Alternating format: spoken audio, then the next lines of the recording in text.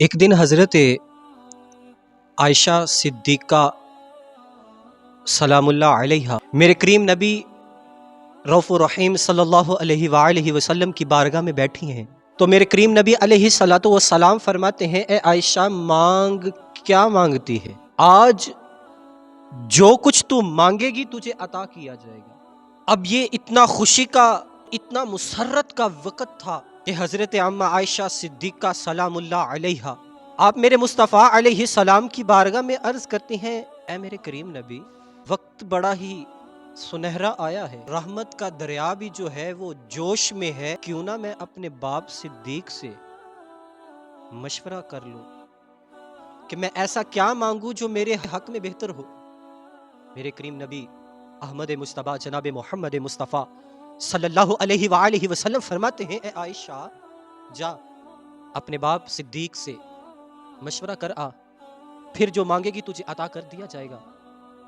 حضرت اماں عائشہ صدیقہ سلام اللہ علیہا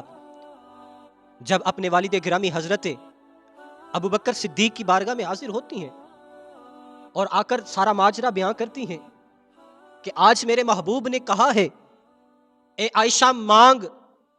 جو کچھ مانگے گی تجھے عطا کیا جائے گا۔ اے میرے والد محترم، میں آپ سے مشورہ کرنے کے لیے آئی ہوں، یہ بتلا دیجئے کہ آج میں اپنے محبوب سے کیا مانگوں۔ اب یہ بھی تو عاشق تھا، بلکہ عاشقوں کا سردار تھا۔ وہ کہنے لگا، عائشہ میرے محبوب سے جا کے کہنا، معراج کی رات رب نے جو راز و نیاز کی باتیں آپ سے کی تھیں، ان باتوں میں سے ایک دو ہمیں بتا دیجئے۔ اللہ اکبر کبیرہ، یہ ہے صدیق اکبر۔ حضرت عائشہ صدیقہ سلام اللہ علیہا حضور علیہ الصلوۃ والسلام کی بارگاہ میں حاضر ہوتی ہیں اور آ کر عرض کرتی ہیں، یا رسول اللہ صلی اللہ علیہ وآلہ وسلم، میں مشورہ کر رہی ہوں، میرے باپ صدیق نے کہا ہے کہ یہ بتائیں کہ جب آپ معراج کی رات رب سے ہم کلام ہوئے تھے، رب سے جب راز و نیاز کی گفتگو ہوئی تھی، اس گفتگو کے دو چار بول، دو چار الفاظ ہمیں بھی بتا دیجئے کہ میرے رب نے وہ تحفے کے طور پر آپ کو کیا دیا تھا۔ میرے مصطفیٰ علیہ الصلوۃ والسلام فرماتے ہیں، اے عائشہ سن، میرے رب نے جو مجھ سے گفتگو کی تھی، اس میں میرے رب نے یہ بھی فرمایا تھا کہ جو بندہ کسی ٹوٹے ہوئے دل کو جوڑ دے گا، جو بندہ کسی دکھیارے کے دکھ کو بانٹ لے گا،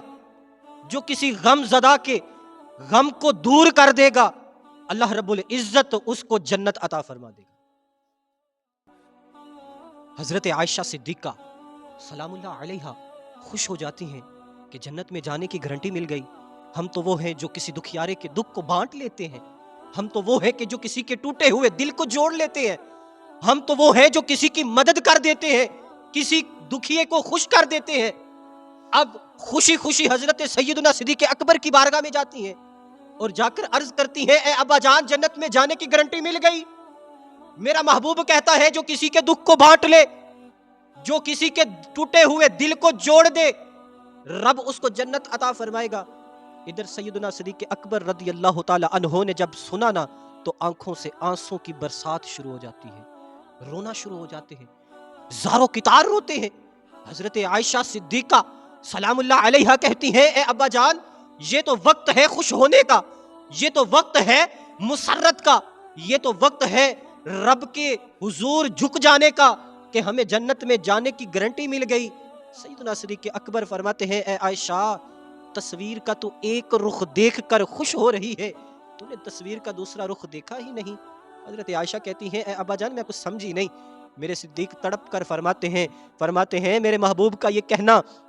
کہ جو کسی کے ٹوٹے ہوئے دل کو جوڑ دے، جو کسی دکھیارے کے دکھ کو بانٹ دے، جو کسی روتے ہوئے کو ہنسا دے، اس کے لیے جنت ہے۔ اب سن، تصویر کا دوسرا رخ یہ ہے جو کسی کے ٹوٹے دل کو توڑ دیتا ہے، جو کسی کے دل کو توڑ دیتا ہے، جو کسی کو دکھ پہنچا دیتا ہے، جو کسی کی آنکھوں سے آنسو لے آتا ہے، پھر اس کے لیے جہنم بھی ہے نا، پھر وہ بندہ جہنم ہی تو جائے گا نا۔ تو ایک رخ دیکھ کر خوش تو ہو رہی ہے، دوسرا رخ دیکھ میرے محبوب کیا فرما رہا ہے کہ جو کسی کا دل توڑے گا رب اس کو جہنم میں بھیج ڈالے گا۔ ارے لوگوں، آج ہمیں بھی یہ فکر کرنی چاہیے کہ ہم کیا لوگوں کے دکھ کو بانٹتے ہیں کہ یا لوگوں کو دکھ پہنچاتے ہیں؟ کیا ہم کسی کے دل کو جوڑتے ہیں یا دل کو توڑتے ہیں؟ اگر ہم توڑنے والے ہیں تو پھر ہمارا ٹھکانہ جہنم